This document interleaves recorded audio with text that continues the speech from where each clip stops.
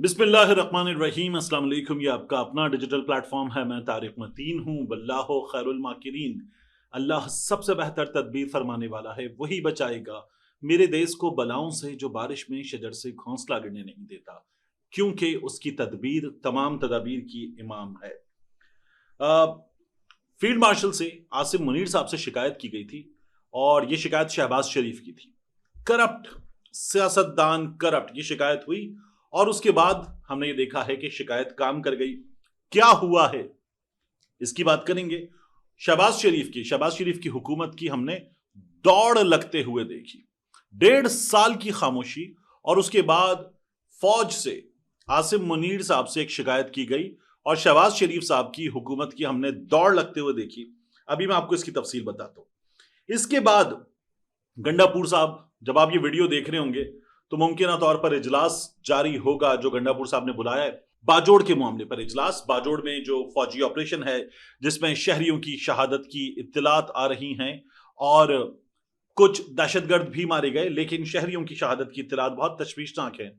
ये माजरा क्या है इसकी बात करेंगे और इसके साथ इंडिया की चवलें तो मैं आपको दिखाऊंगा, बताऊंगा, लेकिन पाकिस्तानी मीडिया की इंतहाई दर्जे की मुनाफिकत की भी बात करेंगे। मौलाना तारिक जमील साहब ने क्या किया है ये भी अभी आपके सामने रखते हैं। सबसे पहले बात इंडिया की चवलों की।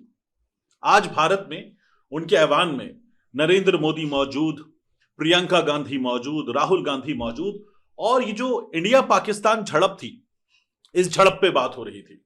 ये जो 7 से 10 मई तक की सूरत हाल थी, 6 मई से 10 मई तक की सूरत हाल, इस पर बात हो रही थी। और इस सूरत हाल के हवाले से एक नरेंद्र मोदी ने कहा कि मुझे डोनाल्ड ट्रंप की कॉल आई 9 मई की रात को, 3 से 4 कॉल्स आई, मैंने उठाई नहीं, मैं मीटिंग में था। फिर उसके बाद मैंने फोन किया कि हाँ क्या है। मुझे लगा कि कौन सा मजाक है, ऐसा लग रहा था कि शायद मोदी के दफ्तर का चपड़ासी है, फोन कर रहा है तो मोदी ने उठाया नहीं है। अजीब मजाक करते हैं ये लोग। दूसरा, जब नरेंद्र मोदी ने बताया कि डोनाल्ड ट्रंप से क्या बात हुई तो उसने कहा कि डोनाल्ड ट्रंप ने कहा पाकिस्तान बहुत बड़ा हमला करने वाला है आज। ये चीजें हमें सीएनएन की खबरों में, उसके अलावा इंटरनेशनल मीडिया से तमाम की तमाम चीजें मालूम हो रही थी, वो हुई। वहां पर एक एक शख्स ने नरेंद्र मोदी को कि सरेंडर कर दिया। राहुल गांधी, प्रियंका गांधी, उनकी जमात के नुमाइंदे, तमाम लोगों ने कहा कि सरेंडर कर दिया और बताएं हमें कितना नुकसान हुआ, हमें पाकिस्तान से इस झड़प में कितनी हजीमत का, शर्मिंदगी का सामना करना पड़ा। ये तमाम चीजें चल रही थी। हमारी फौज कितना बुरी तरह से हारी है, ये तमाम चीजें चल रही थी।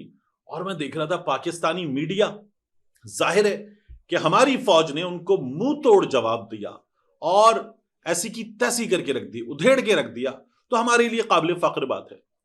लेकिन पाकिस्तानी मीडिया इसको दिखा रहा था, देखो मोदी के साथ क्या हो रही है, देखो राहुल गांधी क्या कर रहा है, प्रियंका गांधी क्या कर रही है। तो मैं ये सोच रहा था कि कैसा मुनाफिक मीडिया है हमारा। हमारे यहां टेलीविजन चैनल पे आ जाए ना, असेंबली के अंदर, बाकी कहीं और नहीं, असेंबली पे, तो आईएसआई का नाम ले दिया जाए तो बीप, फील्ड मार्शल का नाम ले दिया जाए तो बीप, खुफिया एजेंसियों की बात की जाए तो बीप, इलेक्शन फ्रॉड पे बात हो जाए तो बीप, म्यूट।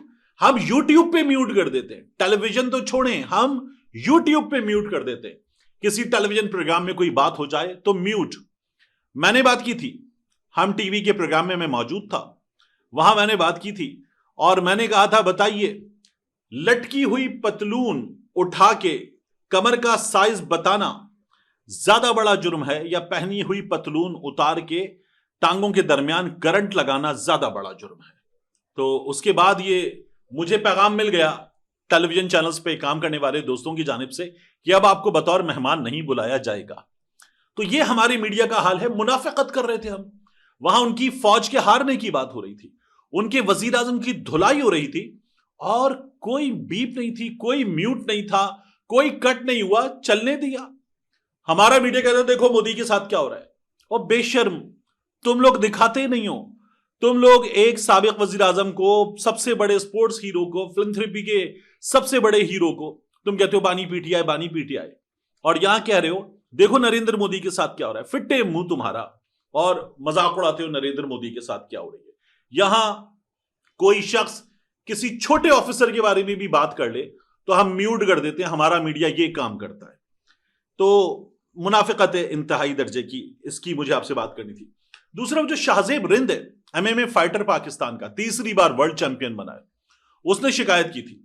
और शाहजेब रिंद ने शिकायत करते हुए क्या कहा था, फील्ड मार्शल साहब को DGISPR के जरिए शिकायत लगाई थी और बताया था कि हमारे पॉलिटिशियंस जो हैं वो करप्ट हैं, ये वादा करते हैं इनाम देने का, नहीं देते।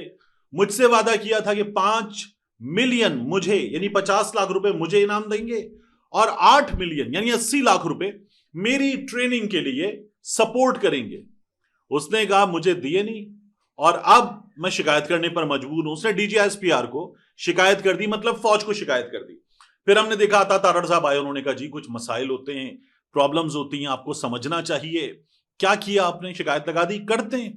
शाहजेब रिंद ने कहा जी बहुत शुक्रिया, आप लोगों की सपोर्ट से ही, पाकिस्तानियों की सपोर्ट से जीतता हूं, लेकिन फिर भी मुझे बताना पड़ा। और तब तक शाहजेब रिंद का जो पॉलिटिशियंस आर करप्ट और DGISPR को शिकायत थी वो मौजूद थी। फिर उसके बाद हुआ ये कि आज हमारे सामने खबर आई कि शहबाज शरीफ साहब ने, ये जो अता तारड़ ने कहा था ना करते हैं कुछ, शहबाज शरीफ साहब ने बुलाया, शाहजेब रिंद के वालिद और भाई गए, उन्हें इनाम का चेक दिया गया 5 मिलियन का, 50 लाख रुपए का, तो वो दे दिया गया। शाहजेब रिंद ने अपना पुराना tweet politicians are corrupt, DGISPR को शिकायत, वो डिलीट कर दिया, इसको रीट्वीट किया, कुछ और लोगों के ट्वीट को रीट्वीट किया और रीट्वीट करते हुए शुक्रिया अदा किया शहबाज शरीफ का, अता तारड़ का, राना मशहूद, वो सर आपका विजन है, सर आपका विजन है, राना मशहूद, गवर्नमेंट ऑफ पाकिस्तान, सबको टैग करके। अब की बार भाई ने DGISPR को टैग नहीं किया, सबको टैग करके शुक्रिया अदा किया कि आपने पैसे दे दिए, और वो ट्वीट पॉलिटिशियंस आर करप्ट वो डिलीट कर दिया। लेकिन फिर भी सबूत तो मिल जाता है। एक और, जब उस ट्वीट के नीचे रिप्लाई किया था तो वो रिप्लाई अब तक मौजूद है। वो रिप्लाई शाहजेब रिंद ने किया था कि 1.5 साल हो गया, बार बार राब्ता किया है। ये जो अता तारड़ ने कहा था ना हो जाती है देर, सरकारी मामलात हैं, देर हो जाती है, उसने कहा बार बार राब्ता किया है और ये जवाब भी नहीं देते इनाम का ऐलान करने के बाद। जबकि सरफराज बुट्टी ने सपोर्ट किया है, आसिफ अली जरदारी ने सपोर्ट किया, DHA क्वेटा ने भी बहुत सपोर्ट किया, ये शाहजेब रिंद ने बताया था। तो ये हमारे सामने सिचुएशन आ गई कि एक ट्वीट भाई ने डिलीट कर दिया था, उसके रिप्लाई में मौजूद था कि 1.5 साल से वादा करने के बाद इसको टहला रहे थे। अब बहरहाल काम हो गया, जहां शिकायत लगाई थी वहां लगाई हुई शिकायत काम कर जाती है। तो शाहजेब रिंद ने ढेरों लोगों को रीट्वीट किया, लेकिन एक मसला है। जो शाहजेब रिंद ने बताया था ना वो था 5 मिलियन मेरे जाती इनाम के तौर पर थे और 8 मिलियन मेरे ट्रेनिंग पर्पसेस के लिए थे, 80 लाख रुपए।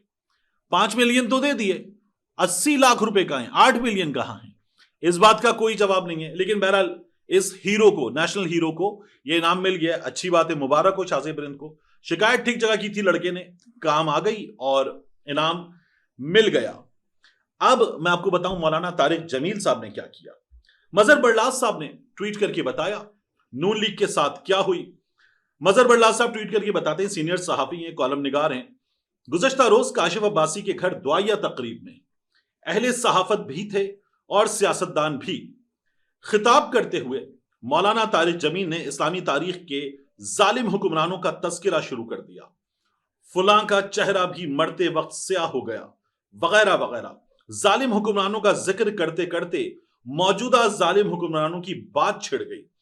जो ही अहदे हाजिर के करप्ट और जालिम हुक्मरानों का जिक्र आता तो दूसरी सफ में बैठे हुए सेनेटर इरफान सिद्दीकी सर को नीचे कर लेते। मौलाना तारिक जमील साहब बता रहे थे मौजूदा करप्ट हुक्मरानों, जालिम हुक्मरानों के बारे में, तो इरफान सिद्दीकी साहब सर नीचे कर लेते। कमर जमान कायरा बहाने के तौर पर सर नीचे करके मोबाइल फोन देखना शुरू कर देते।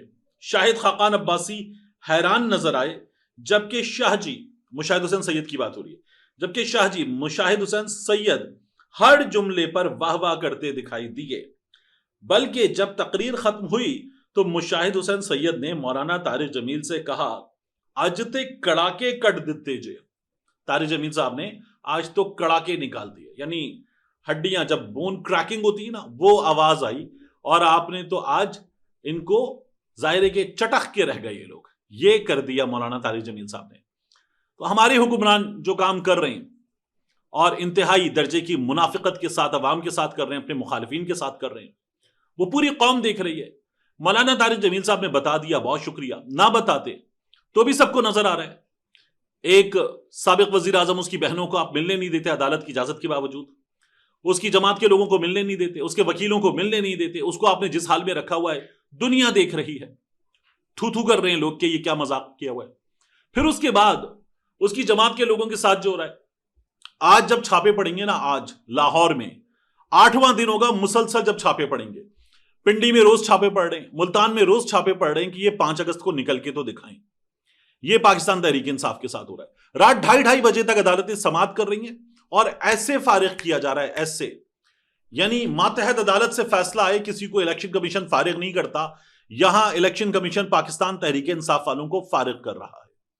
पाकिस्तान तहरीक इंसाफ के लोगों के साथ जो हुई है, जो सबूतों के साथ हुई है, जो गवाहों के साथ हुई है, वो पूरी दुनिया ने देख ली। उसके बावजूद भी फैसले, मर्जी के फैसले आए हैं। तो तारिक जमील साहब ने ये बात की, और इरफान सिद्दीकी साहब, कमर जमान कायरा साहब, ये अपनी अपनी जमातों में ये जरा बेहतर इंटेलेक्ट के लोग तस्वुर की जाते हैं। सिद्दीकी साहब तो मियां नवाज शरीफ साहब की तकरीरें भी लिखते हैं और ये बातें करते हैं, ये कुछ कर नहीं सकते, इन्होंने रियासत पे हमला किया, इन्होंने ये किया।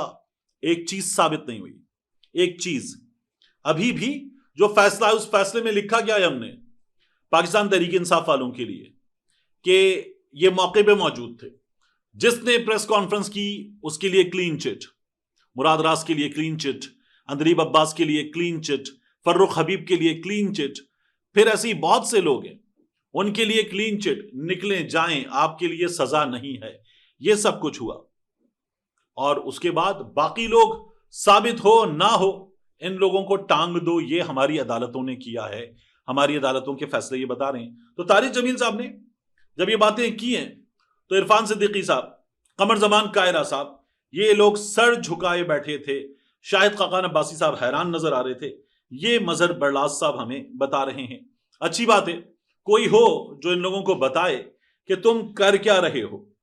आखिरी चीज, अली अमीन गंडापुर, जब आप ये वीडियो देख रहे होंगे तो गंडापुर की सदारत में एक इजलास हो रहा होगा और ये जो खैबर में ऑपरेशन है, इस ऑपरेशन के हवाले से बात हो रही होगी।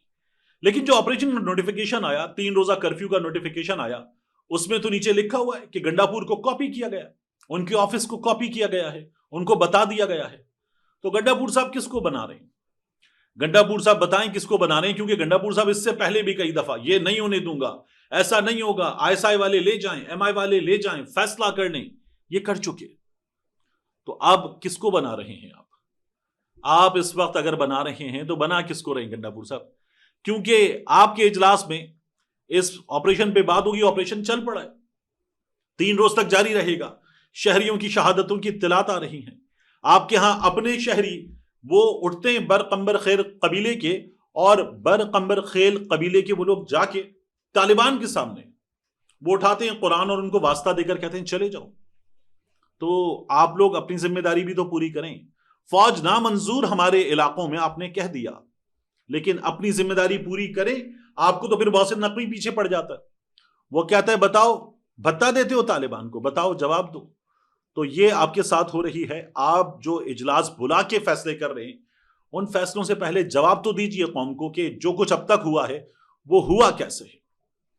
आखिरी चीज जाते जाते, इमरान खान के बेटों पे बड़ी बात हो रही थी, तो अब पाकिस्तान तहरीक इंसाफ वालों ने कहा कि नहीं, ये जुमला गलत है जो इमरान खान साहब के हवाले से रिपोर्ट हो रहा है, और कासिम और सुलेमान आएंगे नहीं आएंगे, मैं अपनी राय तो आपको दे चुका, रिपीट करने का फायदा नहीं। लेकिन पहले कासिम और सुलेमान के आने की बात हो रही थी, तो हमारे यहाँ मीडिया के लोग आ गए, डुगडुगी वाले बंदर नाचने वाले, वो आ गए, डुगडुगी बजी थी डग डग डग डग डग, और वो नाच रहे थे। मरूसी सियासत है, कासिम सुलेमान आ रहे हैं, ये मरियम पे बात करता था, ये हमजा पे और शहबाज शरीफ पे बात करता था, जरदारी पे, बिलावल भुट्टो पे, उसकी बेटी पे बात करता था, इसके बेटे आ रहे। वो बेटे सियासत करने नहीं आ रहे, बाप की रिहाई के लिए, मुहिम के लिए आ रहे थे। तो अब इसके बेटे आ रहे। जब ये हुआ कि इसके बेटे क्यों आ रहे हैं तो इस पे परेशानी थी। अब जब ये हुआ कि इसके बेटे नहीं आ रहे और अभी तक कोई मुसद्दिका चीज नहीं है, इमरान खान को बाहर लाओ, खुद बता देगा, मीडिया के सामने पेश कर दो, उसका ट्रायल ओपन कर दो। तो जब ये हुआ कि कासिम और सुलेमान नहीं आ रहे, इमरान खान ने मना कर दिया, तो फिर कहने के देखो दूसरों के बच्चे सड़क पे ले आएगा, अपने बच्चे नहीं ला रहा। कल तक ये बेशर्म रो रहे थे, ला रहा है, अपने बेटे ला रहा है, ये बेटे ला रहा है, मरूसी सियासत कर रहा है। अब जब उसने कहा नहीं ला रहा तो कहने के देखो दूसरों के बच्चे सड़क पे लाएगा। और किसी एक जगह टिक जाओ, किसी एक जगह टिक जाओ बेशर्मो, किसी एक जगह फैसला कर लो उसके बच्चों का आना ठीक है या नहीं है। तुम लोग तो उनकी प्लेटों को सूंघ के यहां से बता देते हो कि प्लेटों में क्या है। तुम ये नहीं बता सके कि तुम लोगों ने इस्लामाबाद में, लाहौर में कई कई महीने जो खाया है वो क्या था। आज निकला एक पैकेट, उस पर लिखा हुआ बीफ बोटी मेट्रो का पैकेट बीफ बोटी वाला, उस खोता अस्तबल से जहां पे खोतों का गोश्त था वहां से आज एक पैकेट निकला है। तो तुम लोग ये नहीं बता सके कि तुमने क्या खाया था, दूसरों की प्लेटों का फैसला करते हो। मिलते हैं इंशाल्लाह आपसे अगली वीडियो में।